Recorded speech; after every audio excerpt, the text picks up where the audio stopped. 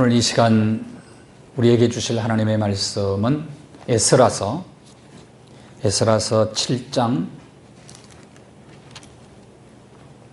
11절부터 13절까지 그리고 27절과 28절 봉독하겠습니다. 에스라서 7장 11절부터 13절입니다. 먼저 읽습니다. 함께 봉독합니다. 여호와의 계명의 말씀과 이스라엘에게 주신 율례, 학자 겸 제사장인 에스라에게 아닥사스다 왕이 내린 조서의 초본은 아래와 같으니라. 모든 왕의 왕 아닥사스다는 하늘의 하나님의 율법의 완전한 학자 겸 제사장 에스라에게 조서를 내리노니 우리나라에 있는 이스라엘 백성과 그들 제사장들과 레위 사람들 중에 예루살렘으로 올라갈 뜻이 있는 자는 누구든지 너와 함께 갈지어다. 아멘. 27절과 28절입니다. 함께 봉독합니다. 우리 조상들의 하나님 여호와를 송축할지로다. 그가 왕의 마음에 예루살렘 여호와의 성전을 아름답게 할 뜻을 두시고 또 나로 왕과 그의 보좌관들 앞과 왕의 권세 있는 모든 방백의 앞에서 은혜를 얻게 하셨도다. 내 하나님 여호와의 손이 내 위에 있으므로 내가 힘을 얻어 이스라엘 중에 우두머리를 모아 나와 함께 올라오게 하였노라. 아멘. 교회 학교에 다니는 학생이 할아버지에게 이렇게 질문을 했습니다. 할아버지는 하나님을 뭐라고 불러요? 내가 하나님을 아버지라고 부르지. 나도 하나님을 아버지라고 부르는데요. 그럼 할아버지하고 나하고는 어떤 관계입니까? 그랬더니 할아버지가 그렇게 대답했답니다. 그러면 네가 나를 형이라고 불러라. 그렇게 얘기했다고 그래요. 코로나19로 인해서 참 힘든 나날들을 우리가 보내고 있습니다. 힘들고 어려울수록 일상을 잃어버린 마치 멈춤의 시간과 같은데 이럴 때일수록 마음에 좀 여유를 가져야 돼요. 그 할아버지 얼마나 멋있는 분이세요? 이런 마음의 여유, 마음의 여백을 좀 가지고 웃음을 잃지 않고 잘 버텨내야 됩니다. 멈춤의 시간에는 버팀이 굉장히 중요한데 지금까지 보니까 여러분이 잘 버텨오셨어요. 잘 버텨온 여러분 스스로를 칭찬하셔야 됩니다. 여러분 스스로를 좀 쓰다듬으면서 잘 버티었다고 그렇게 칭찬하면서 어려운 문제들을 잘 극복해 나갈 수 있게 되기를 바랍니다. 10,000명의 고아를 600만 불로 양육한 조지 뮬러 목사님이 70평생을 살아오면서 그 평생에 경험한 하나님을 이렇게 고백을 하게 됩니다. 우리들의 연약함은 하나님의 풍성한 은혜를 체험할 더 좋은 기회가 됩니다. 연약함이 풍성한 은혜를 경험할 수 있는 기회가 된다. 우리의 연약함이 크면 클수록 하나님은 능력을 나타내시려고 우리에게 더 가까이 다가오십니다. 우리의 궁핍이 크면 클수록 친히 우리의 친구 되심을 더 분명하게 확인시켜 주십니다. 시험이 크면 클수록, 난관이 크면 클수록 하나님의 도우심은 더 가까이 나타나십니다. 이것이 70년을 살아온 은혜의 체험입니다. 중요한 단어들을 잘 보십시오. 연약함과 궁핍과 시험과 난관, 이런 것들이 우리에게 은혜의 기회가 될 수 있다. 그런 얘기입니다. 하나님의 은혜를 받을 수 있는 은총의 기회다. 이런 것들이. 우리는 이거 다 싫어하는 단어들입니다. 그런데 하나님은 이걸 통해서 우리에게 은혜를 베풀어 주신다. 이런 것들이 은총의 도구가 될 수 있다. 위기는 기회입니다. 위기는 기회입니다. 그래서 코로나19를 기회로 바꿀 줄 아는 지혜가 우리에게 필요하다. 그런 생각을 하게 됩니다. 경영학에서 어떤 프로젝트를 성공시키기 위해서는 3M이 필요하다. 그렇게 얘기를 해요. 3M이 뭐냐? 첫 번째 M이 man입니다. man, 사람이 필요하다. 두 번째는 money가 필요하다. money. 세 번째 M은 management인데 management, 경영 지혜가 필요하다. 이 세 가지가 있어야 프로젝트를 성공시킬 수 있다. 그렇게 이야기를 합니다. 말씀 비전을 통해서 성전을 세우고 새로운 나라를 건설하기 위해서는 에스라에게 세 가지 은혜의 방편이 꼭 필요했던 것입니다. 그 은혜의 방편을 오늘 말씀에서 밝히고 있습니다. 사명을 이루기를 원하고 기도하며 프로젝트를 성공하기를 원하는 사람은 반드시 절대적으로 하나님의 은혜가 필요하다는 사실을 알아야 됩니다. 오늘도 마찬가지입니다. 어떤 프로젝트를, 거룩한 프로젝트를 이루기 위해서, 성공적으로 이루기 위해서는 이 3M이 반드시 필요하다 하는 것입니다. 뭐라고요? 사람과 돈과 지혜입니다. 지혜. 세 가지가 필요한 거예요. 자, 오늘 본문을 보시면 하나님의 은혜를 입은, 이 세 가지 은혜를 입은 에스라가 하나님의 은혜를 찬양하는 내용이 27절과 28절이에요. 하나님을 찬양하는데 찬양의 주제가 뭐냐면 하나님의 은혜입니다.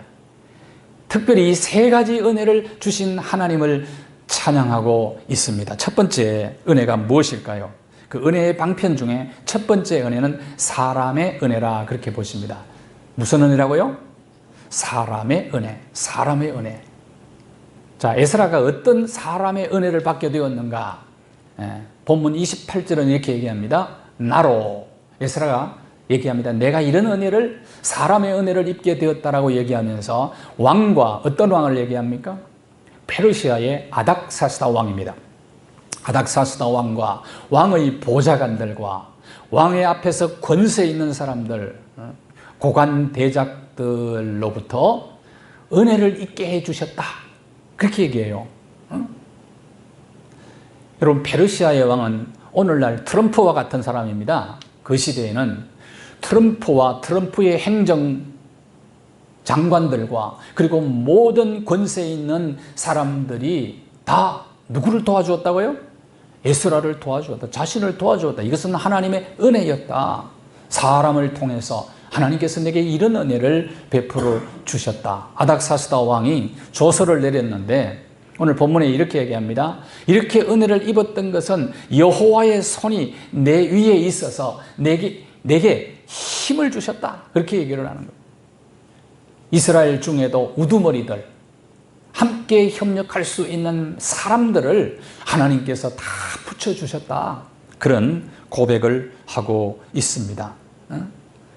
이들과 더불어 엄청난 시대적 프로그램을 수행할 수 있었다라는 고백입니다. 이런 8장을 읽어보시면 8장에는 많은 사람들의 이름이 기록이 되어 있습니다. 성경을 읽을 때 제일 따분하게 생각하는 장 중에 하나예요. 마태복음 1장도 낳고 이런 얘기가 나오고 8장에 오늘 본문에 보면 사람의 이름이 쭉 나타나는데 여기 중요한 의미가 있어요. 함께 협력했던 수많은 사람들의 이름입니다. 이것이 사람의 은혜죠. 사람의 은혜. 자, 12절과 13절을 한번 보십시오. 모든 왕의 왕 아닥사스다는, 왕의 왕이란 말은 그 당시 최고의 왕이었다 그 말이에요. 최고의 권력을 가지고 있는 아닥사스다 왕이 에스라를 보고 뭐라고 얘기합니까? 12절 한번 보세요. 여호와의 율법의 완전한 학자 겸 제사장 에스라에게, 에스라 선지자를 보고요, 아닥사스다 왕이 정말 당신은 완전한, 율법의 완전한 학자다, 그렇게 인정을 했어요. 이게 놀라운 일 아닙니까? 포로 생활하는 사람을 쳐다보고 아닥사스다 왕이 존경을 표하는 겁니다. 에스라에게. 그래서 아닥사스다 왕이 조서를 내리죠. 1800명 명단이 이제 쭉 1800명을 데리고 와요. 에스라가 예루살렘으로 돌아오게 되는 겁니다. 이런 사람들이 있었기 때문에 돌아와서 새로운 나라를 건설할 수 있었던 거죠. 허더슨 테일러가 그런 얘기를 했어요. 하나님의 방법은 사람이다. 하나님의 방법은 사람이다. 우리 문재인 대통령이 취임하면서 사람이 먼저다 그런 얘기를 했죠. 사람이 제일 중요한 겁니다. 하나님의 사역은 솔로 사역이 아니고 팀 사역입니다. 팀 사역. 그래서 예수님께서도 12명의 제자를 선택하게 됩니다. 여러분, 전지전능하신 예수님은 모든 거 다 하실 수 있는데 그래도 사람들과 함께 일을 하셨단 말이에요. 얼마나 사람이 중요하다는 사실을 인식하셨으면 밤이 새도록 기도하시고, 누가복음 6장 12절과 13절을 보시면 제자들을 선택할 때 밤새껏 기도하시고 12명의 제자를 선택을 하시게 됩니다. 이 12명의 제자와 함께 세계 선교의 기초를 만들으세요. 그래서 가장 교회 공동체의 기초 공동체를 이제 만들었습니다. 그만큼 사람의 은혜가 중요하다 그 말이에요. 사람의 은혜. 응? 사람의 은혜가 중요한 것을 사람들은 다 알아요. 그래서 인사가 만사다, 사람이 먼저다, 사람이 답이다 이런 말들을 많이 하지 않습니까? 그렇습니다. 사람이 답이 사람. 하나님이 주신 거룩한 비전을 이루기 위해서는 함께 협력할 동역자들이 꼭 있어야 되는 겁니다. 우리가 정말 이제 지금 이 시점에 우리 대한민국을 위해서 기도할 때 제일 먼저 여러분 대통령과 정치 지도자를 위해서 기도해야 된다고 그랬죠? 중보기도에. 굉장히 중요합니다. 왜? 행불행이 달려있기 때문에 그래요. 백성들의 운명이 달려있는 겁니다. 왜? 어떤 나라를 만드느냐, 어떤 사상을 가지고 어떤 구조 속에서 어떤 체제를 만들어 나가에 따라서 완전 운명이 달라집니다. 여러분 보세요. 북한과 우리나라의 운명이 다르잖아요. 지금 체제가 그만큼 중요한 거예요. 체제가. 그래서 기도를 많이 하셔야 됩니다. 우리 대통령에게 좋은 참모들을 붙여달라고 기도해야 됩니다. 그래서 인사청문회 하는 거 보니까 이게 좀 그런 것 같아.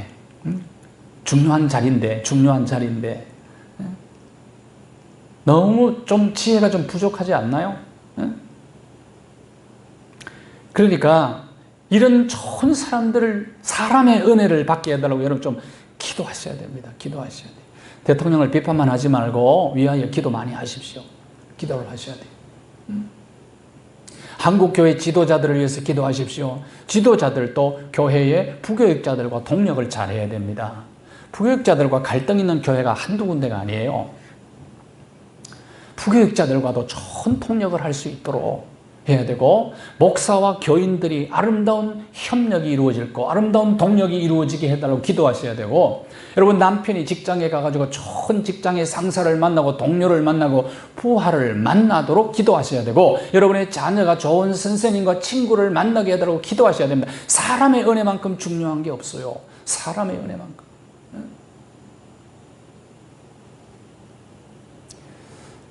마태복음 9장 38절을 보십시오. 예수님이 추수할 일꾼들을 보내달라고 기도하라고 말씀했잖아요. 사람의 은혜를 달라고 하나님께 기도하라고 예수님이 말씀하신 겁니다. 추수할 일꾼들 꼭 필요한 거예요. 그래서 예수님께서 요한복음에 보면 내게 주신 자 중에 하나도 잃어버리지 않게 되었다. 성경을 응하게 하려 하심이니라. 저는 그 말씀을 내게 주신 사람이 굉장히 소중하잖아요. 여러분 주변에 여러분에게 붙여준 사람들이 있어요. 첫 번째, 가장 가까운 가족 공동체가 있다고요. 여러분, 가족은 어떤 관계인가? 누군가 그러더라고요. 가정사역자가 그러더라고. 지지고 볶는 관계가 가족 관계다.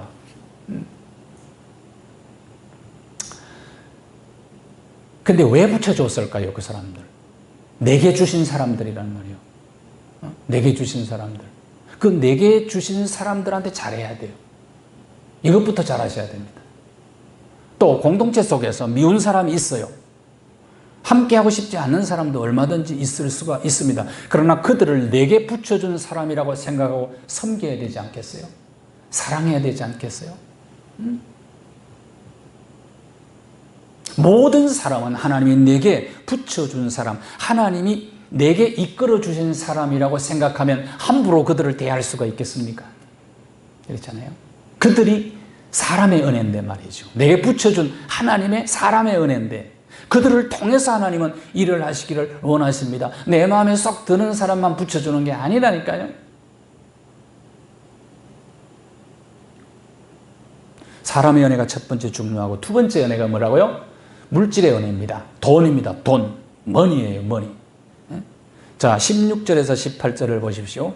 하나님께서 사람의 은혜를 에스라에게 주셨을 뿐만 아니라 물질의 은혜도 주세요. 바벨론, 자 16절 18절을 보세요. 이것은 아닥사스다 왕이 조서를 내린 내용이에요. 여러분, 이방 나라 왕이 이런 조서를 어떻게 내릴 수 있었을까? 여러분, 정말 신기한 마음을 가지고 이 말씀을 보셔야 돼요. 은금과 바벨론, 저 페르시아의 전체 도에, 큰 나라입니다. 큰 나라 전체 도에서 얻을 은과 금을 가지고 돌아가라는 거예요. 또 제사할 때 드릴 것 다, 이런 것들도 다 가지고 가라는 거예요. 자, 18절을 한번 보십시오.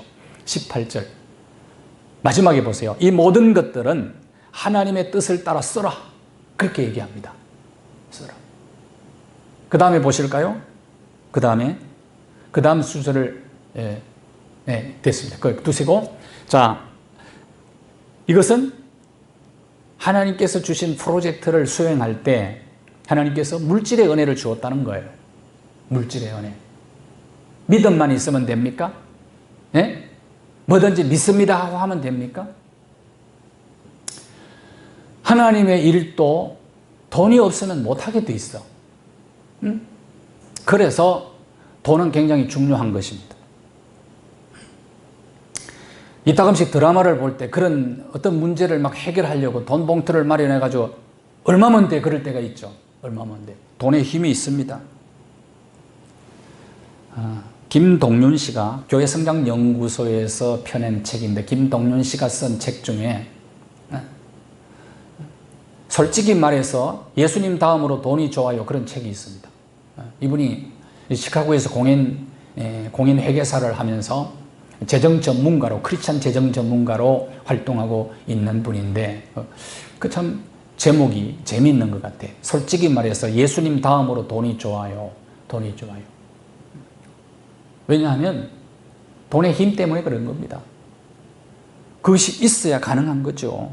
손자, 손녀들을 감동시키려면 할머니가, 머니가 있어야 됩니다. 며느리를 감동시키려면 시어머니에게 머니가 있어야 돼. 그렇잖아요. 슬그머니 호주머니에서 머니가 빠져나가면 속상하죠. 돈의 힘이 굉장히 큽니다. 커요. 그래서 토스토예프스키는 그런 얘기를 했어요. 돈은 주조된 자유다. 주조된 자유다. 그러니까 만들어진 자유가 돈이다. 그런데 유사전능성이라는 사실 여러분 아셔야 됩니다. 돈이 다 할 것 같은데 유사전능성이에요. 돈의 주인은 하나님이십니다. 돈이 할 수 있는 일도 굉장히 많지만은 돈으로 못하는 일들이 정말 중요한 거는 못해요. 그 사실을 아십니까? 지금 피가 얼마나 소중합니까? 이렇게 과학이 발달했는데 여러분, 피 한 방울을 돈으로 못 만다는 거 여러분 아십니까? 정말 중요한 건 돈으로 아직 안 된다니까요. 죽음을 못 막아요. 돈은 영생 못 준다니까요. 죄 문제 해결 못 해줘요. 유사전능성이라는 걸 알아야 됩니다. 그러나 이것이 우리가 하나님의 거룩한 프로젝트를 수행하는 데 있어서는 정말 필요한 것이고 좋은 것이다. 우리가 살아가는데 삶에 있어서. 그러니까 그래서 언제나 돈의 소중함을 알아야 되지만은 돈의 주인이 하나님이라는 사실을 잊어버리면 안 됩니다. 지금 미국과 중국이 패권 전쟁이야 본격적으로 시작이 됐습니다. 저 나사 본부가 있는 휴스턴에 있는 중국 대사관을 그냥 폐쇄시켜 버렸어요. 왜 그랬느냐? 이유가 있더라고요, 보니까. 미국의 중국 유학생들이 37만 명, 어마어마한 숫자입니다. 37만 명이 가 있는데 거기에 스파이 노릇하는 사람들이 너무너무 많다는 거예요. 그냥 박사 코스, 석사 코스 들어가 가지고 프로젝트를 다 그냥 빼돌리고 심지어는 여권을 그냥 위조 여건을 만들어 가지고 근데 그냥 그 스파이 역할을 너무 많이 감당하는 거예요. 그냥 대사관이 이걸 다 보호를 해주는 거예요. 그냥 보호를 해줘. 그 지금도 저 위조 여건 가지고 스파이로 다 붙잡혔어요. 붙잡혔는데 그래서 이제 폐쇄시켜 버린 거라고. 그러면 미국은 그러면 중국에서 그런 일을 안 하느냐? 역시 뭐 정보는 다 수집하겠죠. 근데 너무 지나치게 하니까 중국이 저렇게 된 겁니다. 그 이제 전쟁이 아주 본격적으로 붙어버렸어요, 지금. 본격적으로. 사천성에 있는 그 아주 중요한 중국 대사관을 중국의 미국 대사관 폐쇄시켜버렸죠. 폐쇄시켜버렸죠. 그 서로 이제 지금 공격을 막 하고 있습니다. 막 FBI 국장을 린이 막 발표도 하고 이제 그렇게 했어요. 전쟁입니다, 지금. 굉장히 전쟁. 심각한 전쟁을. 그러니까 보니까 돈 전쟁이에요. 전의 전쟁입니다. 전의 전쟁. 우리나라도 7만 1,000명 정도의 중국 유학생이 있는데 아마 우리 정보 굉장히 많이 빼갈 거예요. 우리 정보. 옛날에는 뭐 그런 거 스파이 있었다고 막 발표하는 요새는 그런 발표도 전혀 안 해. 전혀 안 해. 어떤 분이 그러더라고요. 중국 유학생 대표 중에 이 사람들은 비밀 경찰일 가능성도 많다. 중국 공산당. 잘 아셔야 돼요. 그러니까 이 공산당은 몰라요. 속일 수가 없어요. 민주사회도 뭐 속이는 거는 어떻게 보면 비슷해요. 비슷한데 도가 좀 지나치면 안 된다고 말이에요. 도가 지나치면. 이게 전부 무슨 전쟁입니까? 쩐의 전쟁이라고 말이에요. 쩐의 전쟁. 굉장히 중요한데 이것이 중요한데 닉슨 대통령이 중국과 수교를 시작한 그때부터 키신저가 이제 앞장서서 핑퐁 회고 해가지고 했는데 중국을 키웠습니다. 사실은. 중국 커서 이만큼 이제 경제적으로 컸는데 크니까 이제 미국이 본격적으로 두들겨 패기 시작을 한 거예요, 지금. 앞으로. 자, 우리는 이 두 전쟁에 우리 대한민국 등 터지면 안 되죠. 이걸 아주 그냥 모든 걸 끌어모을 수 있는 기회로 삼아야 되는데 그래서 정치인들을 위해서 기도해야 될 중요한 것은 줄을 잘 서야 돼요. 선택을 잘해야 돼요. 잘못 썼다가는 같이 얻어맞습니다. 같이 맞아요. 이걸 잘 하셔야 돼요. 기도하셔야 됩니다, 여러분이. 줄을 잘 서야 된단 말이에요. 왜 우리는 이들의 싸움에서 돈을 왕창 벌 수 있는 기회로 만들어야 됩니다. 왜 그렇게 돼야 됩니까? 이 민족이. 우리는 사명이 굉장히 커요, 우리 민족은. 대한민국은. 앞으로 보십시오. 그래서 대한민국이 번영해야 되는 이유가 거기 있어요.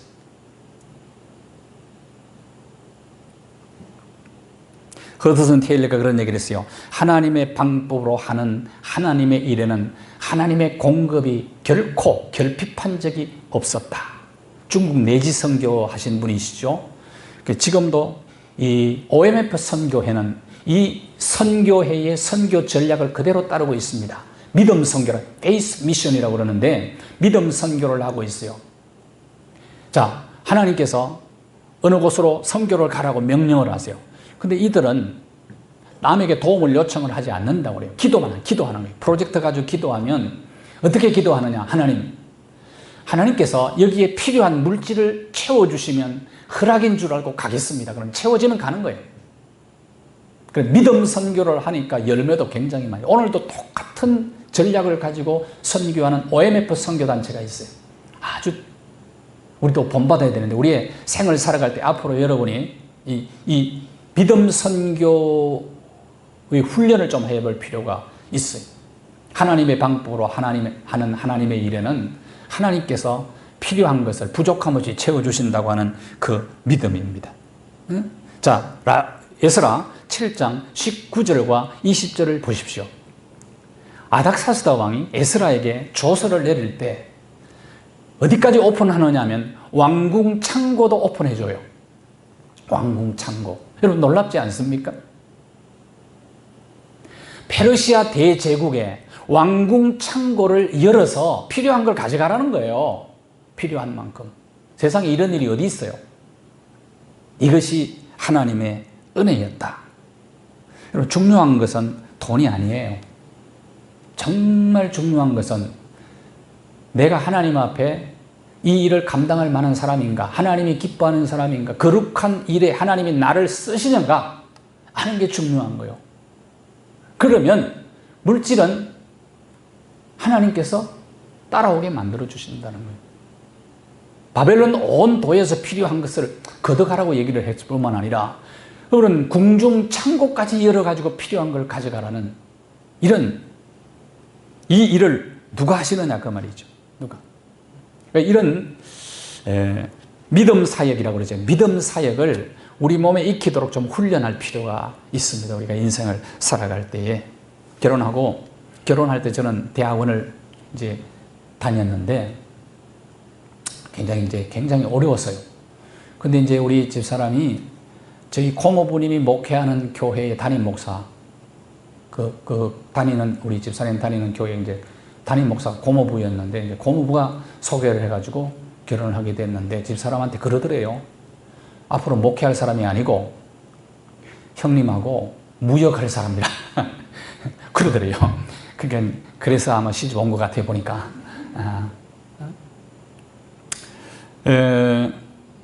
믿음사 굉장히 이제 어려웠죠. 그때 이제 교육전도사 월급이 그때 얼마나 15만 원. 15만 원. 그러니까 지금 이게 되돌아보면 그런 것 같아. 하나님이 일을 하나님의 방법으로 하면 그냥 필요한 거는 채워주시는 분이다. 이걸 이제 믿음 사역이라는 믿음 사역. 이런 것을 여러분 몸으로 좀 익힐 필요가 있습니다. 앞으로 이제 포스트 코로나 이후에 세상이 어떻게 돌아갈까? 아무도 몰라요.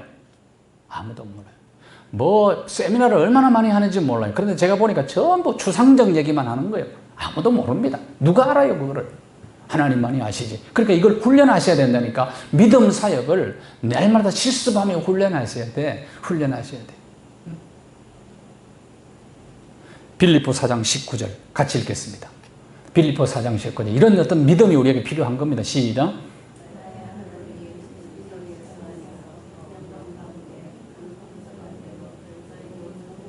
네, 그렇습니다. 하나님의 일을 하나님 방법으로 그냥 하면 하나님이 필요한 하나님은 우리의 욕심 채워주시는 분이 아닙니다. 하나님 우리의 필요를 채워주십니다. 그런데 채워주시되 결핍함 없이 채워주시는 겁니다.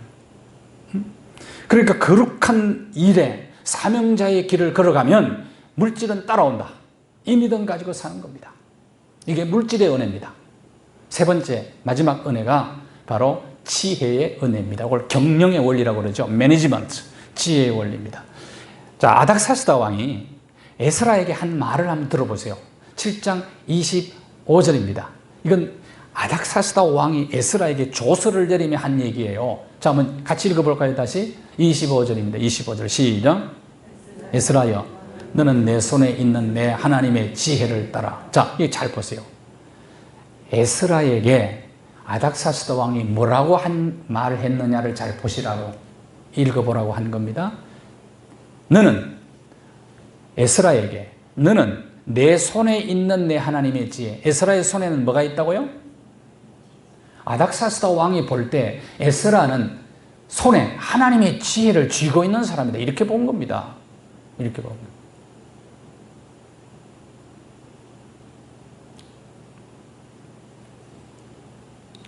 지금 에스라에게 가장 필요한 것은 뭡니까? 하나님이 주시는 지혜예요.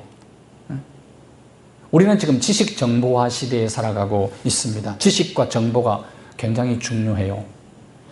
앞으로 이제 이 4차 산업 시대나 포스트 코로나 이후에는 아마 공부하는 지형도가 완전히 달라질 거예요. 뭐 옛날의 방식으로 공부하는 거 좀 바꿔야 될 거고, 옛날 지식도 쓸모없는 지식들이 많을 거고, 물론 학교에서 모든 뭐 커리큘럼에 이런 것도 어떻게 보면 헛다리 짚는 것들도 많이 있을 수가 있습니다.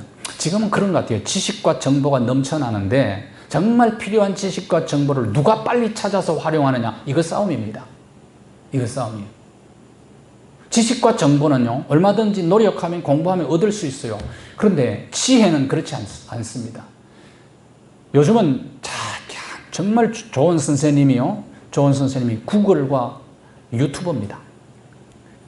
그러니까 다 가르쳐줘요. 금방. 그러면 옛날에 시간 들여서 책 찾을 필요가 없어. 그러니까 그냥 검색만 하면 그대로 나오는 거예요. 그대로. 지금 좀 이제 나라가 좀 덜 거 있는데 저는 우리 실검을 차단시킨다 그러다가 네이버에 실검입니까? 이걸 지금 폐쇄시킨다. 지금 막 폐쇄시키면 안 되죠. 우리나라가 어디 독재 나라입니까?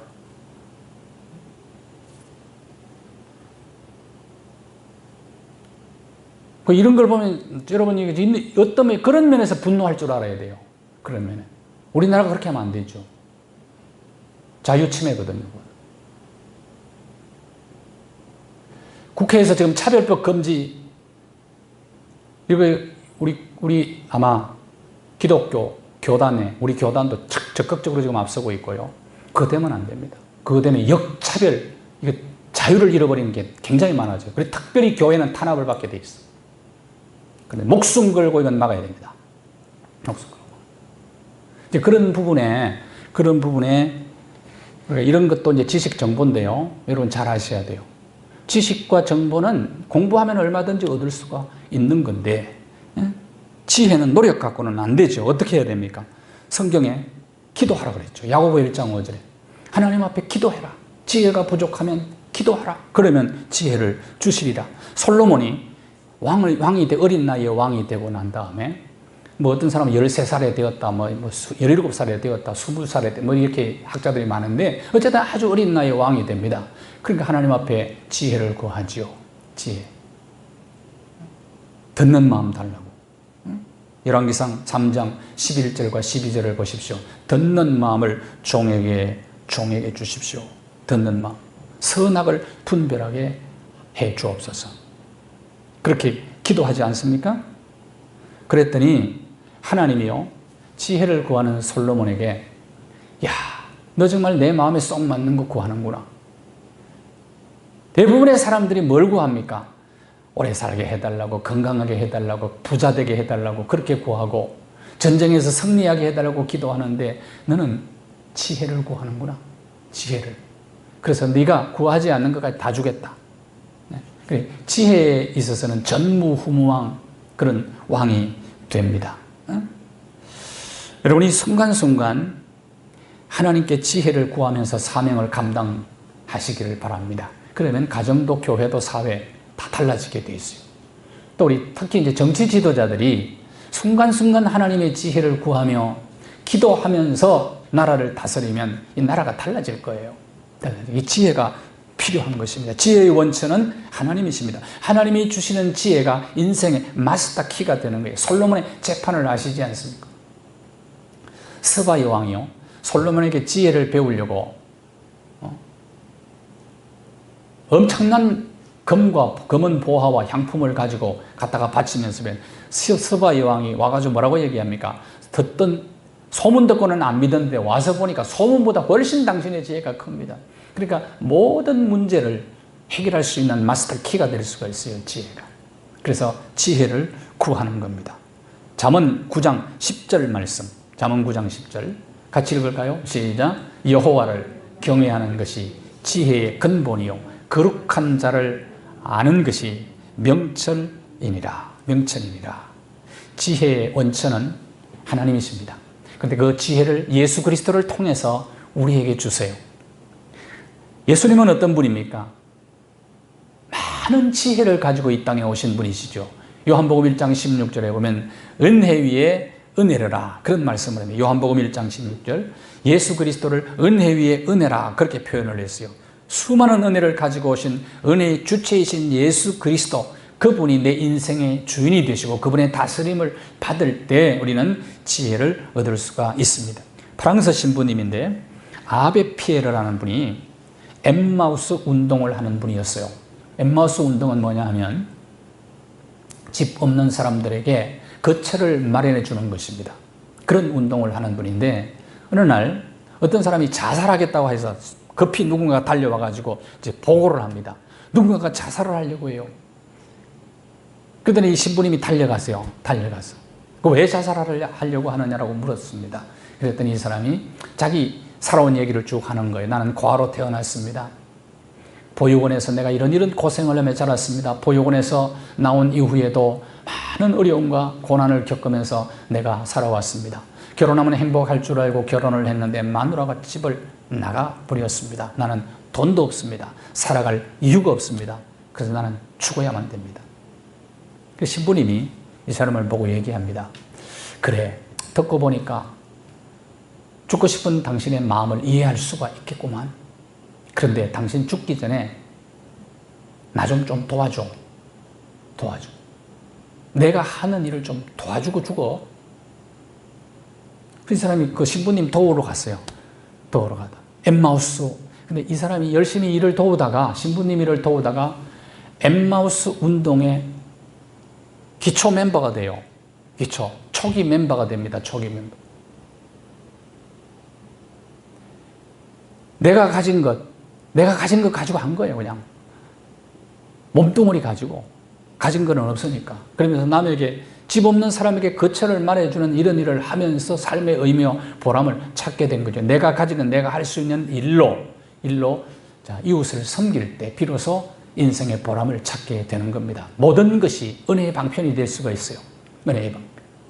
사람도 그렇고 물질도 그렇고 지혜도 그렇고. 총동원해서 거룩한 일에 헌신함으로 은혜 위에 은혜가 여러분의 삶이 충만하게 임하게 되기를 예수 그리스도의 이름으로 축원합니다. 하나님 아버지, 우리가 이 세상을 살아가는 날 동안 우리 하나님께서 맡겨주신 사명을 감당할 때 꼭 필요한 은혜, 사람의 은혜, 물질의 은혜, 지혜의 은혜가 우리 가운데 늘 임하여서 우리의 삶이 은혜로 충만하여 삶을 승리로 이끄는 주의 종들 다 되게 하여 주옵소서. 우리 구주 예수 그리스도의 이름으로 기도하옵나이다. 아멘.